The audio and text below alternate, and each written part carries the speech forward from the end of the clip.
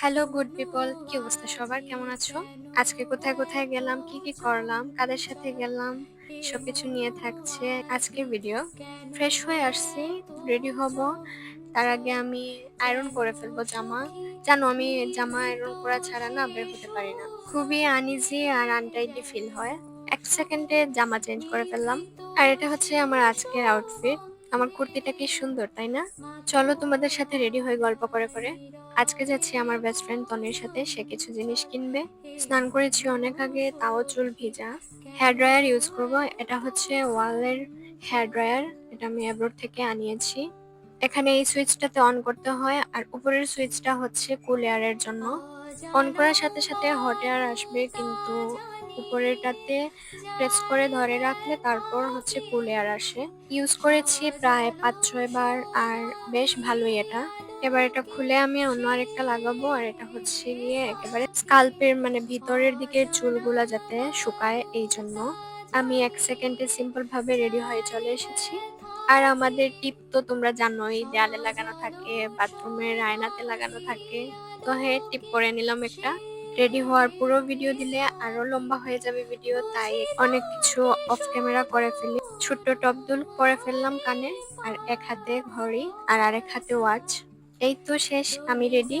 Wait করছি তন্নির কলের, ও কল দিলে বের হব। তারপর সে কল দিল, বের হয়ে গেলাম।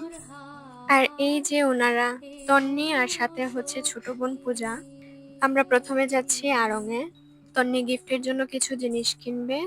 আমাদের এখন আর দরকার ছাড়া তেমন একটা দেখা হয় না, সবাই বিজি হয়ে গেছি। ঢোকার পরে কিছু ব্যাগ কালেকশন দেখছিলাম, পার্স কালেকশনও দেখেছি। সব পুরনো কালেকশন ছিল, নতুন করে দেখার মতো কিছু নেই।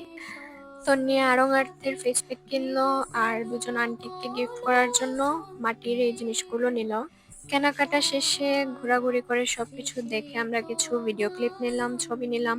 তারপর চলে গেছিলাম জুয়েলারি সেকশনে।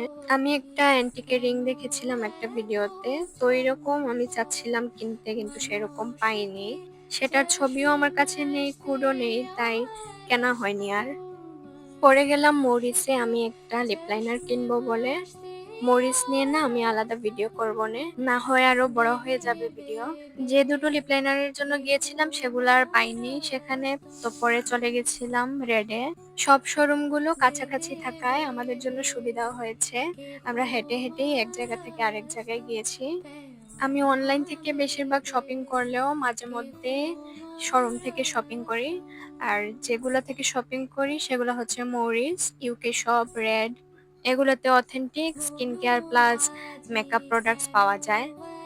আমি এভারলিয়ের শেড নং LUSH এই লিপ লাইনারটা নিয়েছি।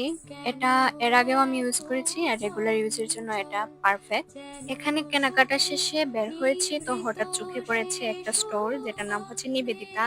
জেল রোড পয়েন্টের কাছেই পড়েছে।